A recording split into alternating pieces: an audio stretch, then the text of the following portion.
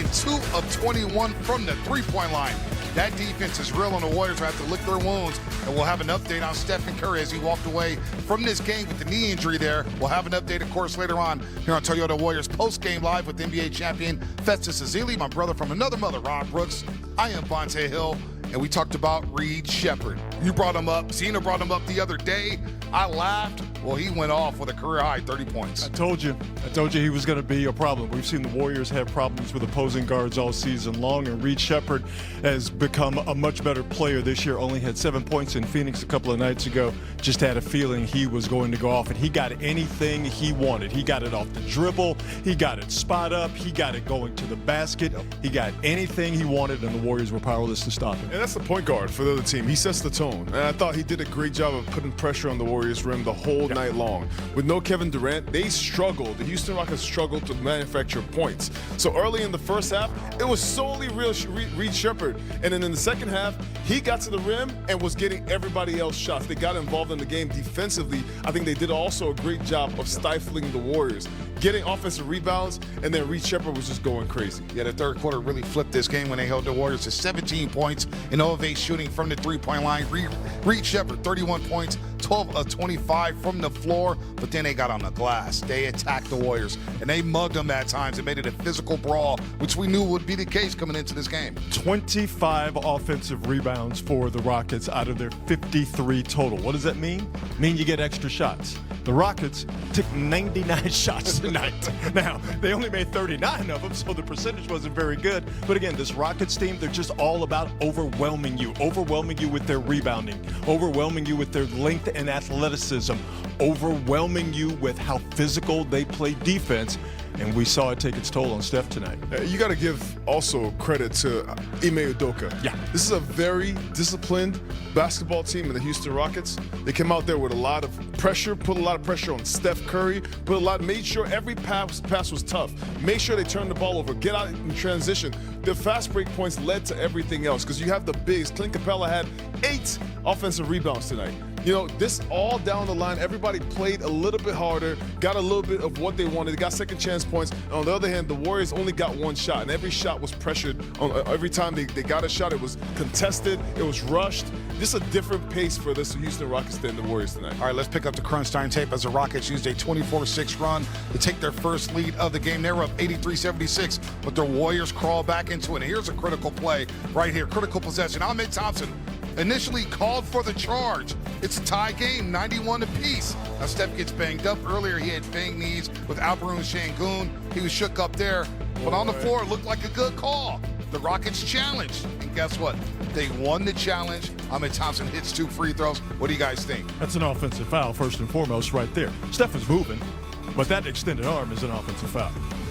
I'll tell you this. Ime Udoka said to his team, because you missed a couple bumps before this, he said, every time you see Steph, hit him.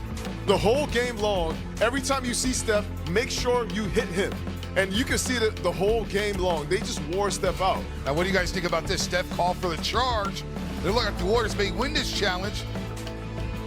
It's a tough call right there. Holiday's in position. It's a 50-50 play. Call on floor stands. That's a bad call, but to me the game didn't come down to that. The game came down to the fact that the Warriors couldn't stop this guy. Look at this. And Look at this. The Warriors were powerless to do anything against the Rockets' athleticism. Great play by Ahmed Thompson. Think about that. Ahmed Thompson, they get the call overturned, hits 2 free throws. It's 93-91. On the other end, Pop gets 3 opportunities from the free throw line. He doesn't sink none of them. He has an empty trip from the free throw line. And again, Stephen Curry, we're going to get an update on that as he walked off the floor there. Was fighting Dr. Rick Celebrini, trying to stay into the basketball game, but he walks off. And that's an unfortunate break for the Golden State Warriors, who are now without Steph, Al Horford, and Jonathan Kuminga. So hopefully Steph will be okay, but the Rockets just going to the rim relentlessly. I'm looking at these second half numbers, Fezzi. Warriors shot 36.5% from the floor, 2 of 21 from the three-point line. They couldn't get any offense going in that second half. Yeah, the story of the second half was turnovers, speeding the Warriors up. That's what the Houston Rockets did. They put their imprint defensively on the game first. Then, on the offensive end for them, it was just about getting out of fast breaks, getting Reed Sheppard going because they just couldn't stop him. Pick and rolls, he would just get into the teeth of the defense, was making shots, and then offensive rebounds. They got second, third opportunities. The big men were really active. There's no Kevin Durant. There's no efficiency. But if I get numbers on you, then we see who wins. And then you had Reed Sheppard being the head of the snake for the Rockets in the third quarter. Like I said, he was getting it any way he wanted to, but specifically getting to the paint, either finishing at the rim or kicking it back out and then getting the Warriors defense in the scramble mode. And it was either back to the basket or the Warriors were unable to get the recovery where it needed to be, and the Rockets were able to score off of that recovery. And one thing about the three-point shooting, what did the Warriors do three-point shooting-wise? You got those numbers real quick? 2 of 21 in the second half. Yeah. I believe they were 10 of 22 in the first half. The Rockets only allowed 13.9 made three-pointers a game. They did their job. We were talking about this before we went hot, that the Rockets are in the image of their coach, and their philosophy on defense and fouling is they can't call them all, so we just gonna keep pushing it. I just thought the first half was about the Warriors. The second half was about Houston Rockets putting their defense, just making sure this is a top 5 defensive team in the NBA. And with that, there's the offense is not going, so let's use our defense to be the measuring stick. I thought Alman Thompson was phenomenal. He wasn't getting going in the third quarter, but he was everywhere else. He was getting offensive rebounds, he was flying around, he was disrupting Steph's passes. I thought that they did a great job of taking the Warriors out, and they just got into a rhythm. Reed Sheppard, he's a young player, but he really got his team going. In a night where Operation Goon only scores 16 points. He only scores 16, he averages 22. You think that in a game like this, the Warriors will win it with no Kevin Durant, but still everybody else showed up in their own different way. And I don't even necessarily mean this in a negative way. The Rockets drag you down to their level. They don't mind playing a rock fight. They don't mind if their shots don't go in because they're such a good rebounding team, particularly offensively. So if they could get you playing that style of basketball, they're perfectly fine with that. It's the other squads like the Warriors, that need to hit shots from the outside. It's the other squads that get really uncomfortable when they're not making shots, and all of a sudden the Rockets are like, now you're down on our level. This is the game we want to play. Then they start pushing the issue, and at that point, it's over. 25 offensive rebounds for Houston tonight, the most the Warriors have allowed since 2007. But the big concern is Stephen Curry, of course, the chef, who's off to a dynamic start this season. But what will happen with this knee right here? He banged knees with Operation Goon. You see him feel it right away. Started hobbling around there. And that's never a good feeling, right, Fuzzy?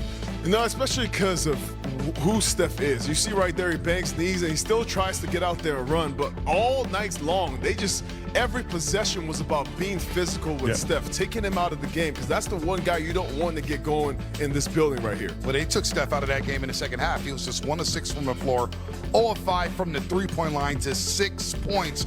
4 of them came from the free throw line, so attention to detail on where Steph was coming, relocating off the screens. Ime Udoka's squad did a really good job on Stephen Curry tonight. They were top blocking him, they were fronting him, they were doubling him, and then when it was one-on-one coverage, it was Amen Thompson. So that's tough for you all night long. I thought it was interesting in the second quarter. It seemed like the Warriors were trying to get Steph on the ball more, and I think we were talking about this. They got him a couple of times switched, off of Steph, and got Reed Sheppard switched on him. And it seemed like the Warriors didn't take advantage of that. You're only going to get, to me, I would think the Rockets made a mistake in that regard. That's not necessarily how they want to live guarding Steph. You're only going to get that mistake a couple of 3 times and not take advantage of it. I thought was followed. Ball never got back to Steph. Never got back to him. The ball could not move. Yeah. They were doing a great job of being in the pass. This is a long athletic team. Yeah. Every time you try to move the ball on them, there is somebody tipping the basketball, somebody in the passing lane. It felt like when a pass went through, you breathed a sigh of relief. It was like, man, we did it. Somebody passed the ball successfully. They were out there in the passing lanes. This is a very young, scrappy team. And, man, to be able to win a game like this on the road without your superstar and having your young guys not be able to make shots and still get this win says a lot about what their defense does and what Ime Udoka has really imprinted on this team. No Tari Eason, no Steven Adams, and no Kevin Durant because they had Reed Sheppard to help them out tonight. He set the tone in that first quarter with 11. Right away, he hit 3 threes.